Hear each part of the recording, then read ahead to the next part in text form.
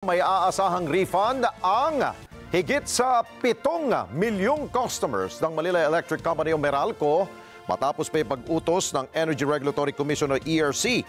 Itong sobrang singil o overcollection mula July 2022 hanggang December 2024 ng Meralco na nagkakalaga ng 19.9 billion pesos. At ayon sa ERC, ang average refund ay magiging 12 centavos per kilowatt hour o 20 centavos refund sa bill po ng kanilang mga customers sa loob ng 3 taon.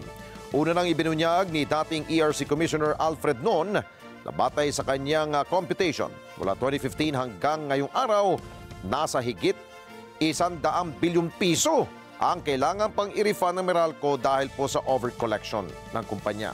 Naisama ni ERC Chairperson Mona Lisa Dimalanta na gawing 10 hanggang 12 months ang refund period ng Meralco para lumaki ang refund sa mga consumers. Ngunit ang mayorya naman ng mga commissioners ng ahensya ay nagpasyang gawing 3 taon ang refund.